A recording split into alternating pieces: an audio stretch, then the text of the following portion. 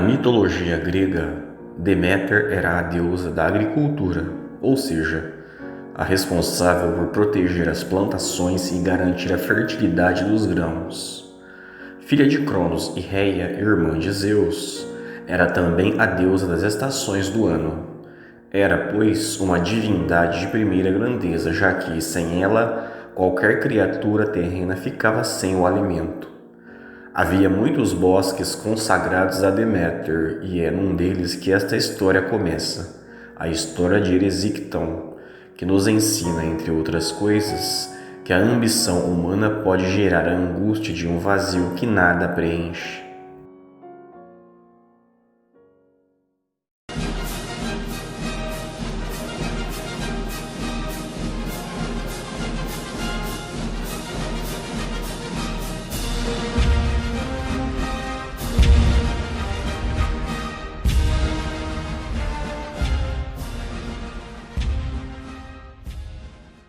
Nesse bosque consagrado a Deméter, ocorria naquele momento um culto.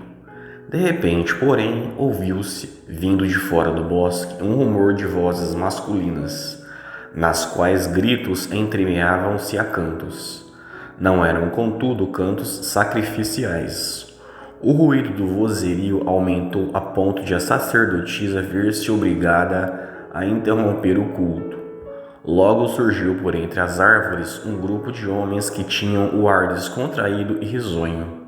Eles portavam grandes machados sobre os ombros e olhavam divertidamente, cutucando-se uns aos outros ao perceber o que se passava. "Vai demorar muito aí, dona sacerdotisa?" perguntou um deles, com o grande dente de ferro de seu machado faiscando no ar e com um olhar de impaciência. "O tempo suficiente para que o silêncio se restabeleça e possamos recomeçar nosso culto", respondeu a sacerdotisa, calmamente, dando-lhe as costas.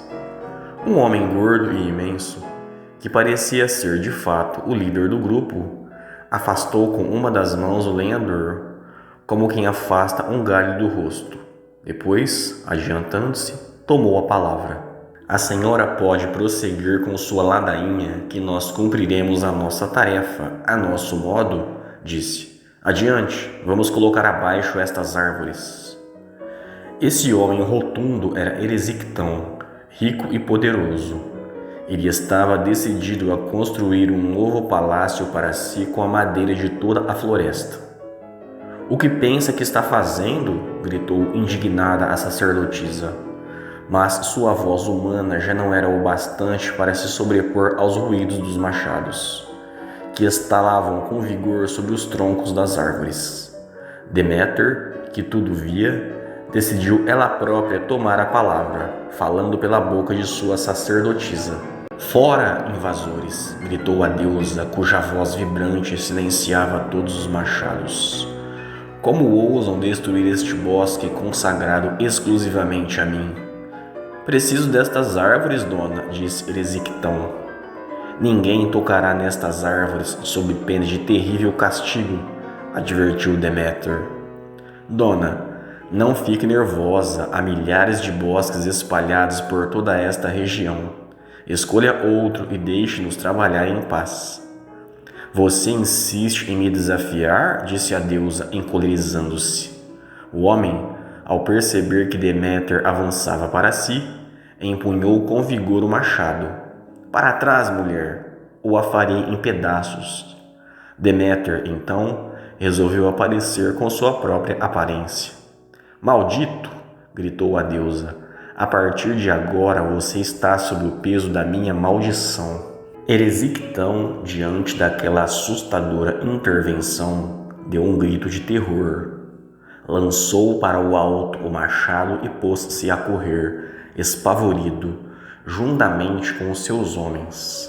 Chegando em seu castelo, Eresicton correu para os seus aposentos. Decidiu andar um pouco pelo quarto para dissipar o medo. Ali vagou durante longos 5 minutos, até que uma fome repentina o obrigou a sair. Pé ante pé, Eresicton retornou ao salão.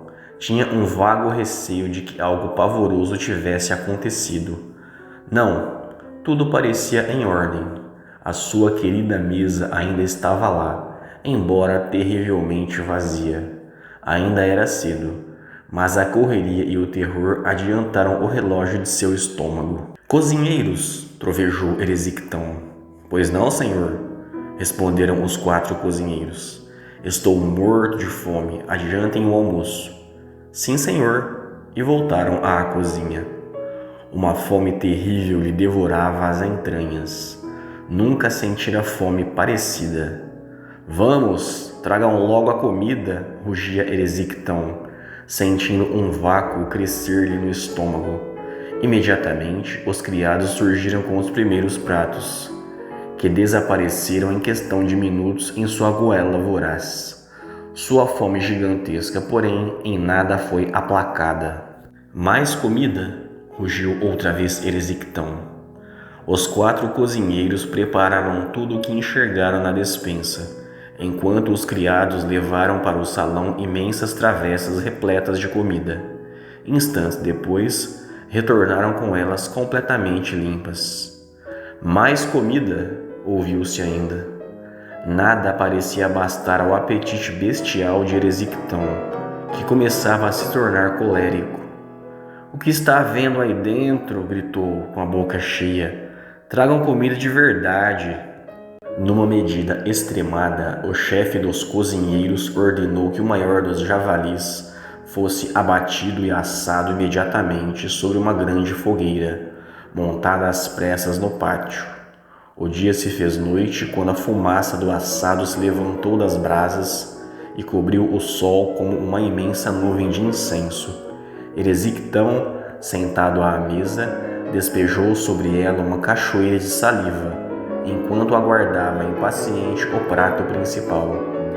10 escravos carregaram numa imensa bandeja de prata um monstro dourado e fumegante, coberto de ervas aromáticas e guarnecido por fatias de 200 abacaxis. O maravilhoso prato chegou aos olhos de Eresictão como uma sublime oferenda de ouro. Em 10 minutos, a travessa retornou à cozinha contendo somente os ossos do javali, empilhado junto às suas presas. Mais comida? Era o refrão incessante que se ouvia no salão. Florestas inteiras de verduras já haviam entrado para dentro do estômago do patrão. Uma plantação inteira de batatas também sumiu nos abismos daquela caverna sem fundo. Sua fome colossal era acompanhada de uma terrível sede, que o obrigava a beber sem parar imensas jarras de vinho que ele lançava, depois de esvaziadas, à cabeça confusa de seus escravos. Tragam mais! Eresictão não se levantava da mesa.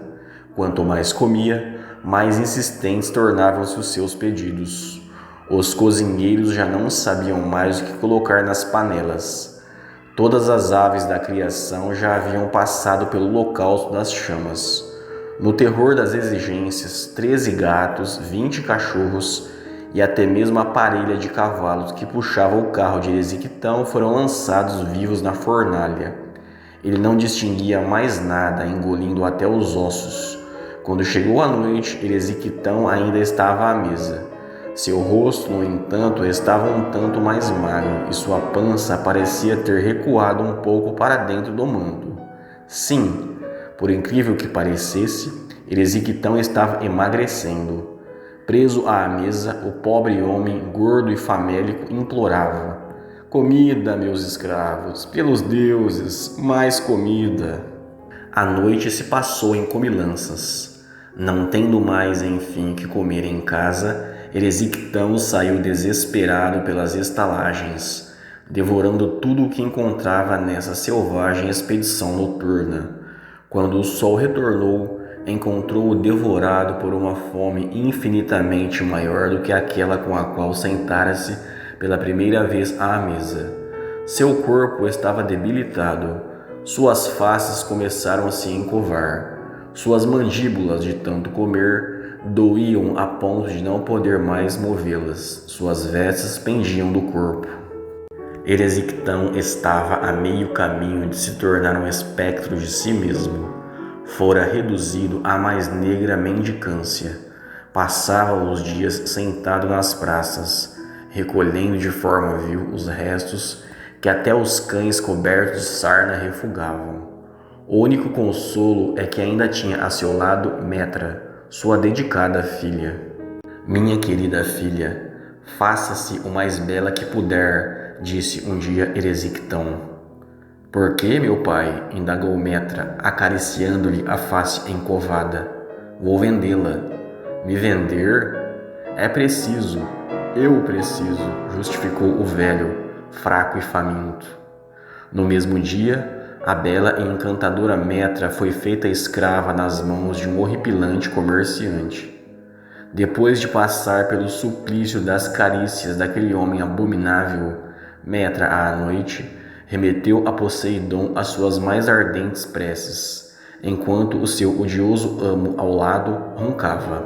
Poderoso Poseidon, livra-me disto, rogou, lançando um olhar ao seu algoz. O deus, apiedado, decidiu atender às suas súplicas. Para tanto, converteu-a numa jumenta. Assim, enquanto seu amo ainda ressonava, Metra levantou-se do leito, firmou bem as 4 patas e, dando um grande salto, escapou pela janela. No mesmo instante, correu feliz ao encontro de seu pai. Meu querido pai, voltei, disse, lambendo a face encaveirada de seu progenitor. Minha adorada filha, como estou feliz em tê-la de volta. Depois, voltando-se para um carroceiro que passava, perguntou: Ei, quanto você quer por esta magnífica jumenta? Um zurro de dor partiu da infeliz Metra, que foi levada embora outra vez. Mas também deste novo amo conseguiu escapar, metamorfoseada num cão e retornando novamente para os braços de seu pai, que a revendeu outra vez. Transformada assim em fonte inesgotável de recursos, a infeliz Metra percorreu toda a escala zoológica, até que um dia, metamorfoseada numa linda borboleta, desapareceu para sempre no ar. Eresictão, perdendo sua última fonte de renda e devorado por uma fome absolutamente insuportável, decidiu tomar uma atitude que seu orgulho insensato até então impedira. Entrando naquele mesmo bosque que maculara com sua blasfêmia, pediu perdão à vingativa Deméter. Deméter poderosa, concede-me a graça de seu perdão, ó deusa, cujos olhos brilham com graça e majestade por todo o Olimpo. Ouve-me por piedade, ó magnífica deusa. A deusa, no entanto, não lhe deu ouvidos. Tomado pelo desânimo, Eresictão sentou-se derrotado à sombra das árvores. Era noite e caía uma chuva forte, filtrada dentro do bosque sob a forma de cordas d'água que se balançavam no alto. Os relâmpagos intensos varavam a escuridão, iluminando inteiramente o seu corpo, um esqueleto coberto apenas por uma fina camada de pele. Eresictão estava sentado com os olhos pousados sobre o próprio pé. Vislumbrou ali uma protuberância que sugeria a presença de um pouco de carne. Sem hesitar, arreganhou os dentes e cravou-os com força sobre o membro, arrancando-o e engolindo-o inteiro. Durante a noite inteira, o ímpio Eresictão saciou-se de si mesmo, sob a luz dos relâmpagos, até que na manhã seguinte nada mais restava dele sobre a face da terra.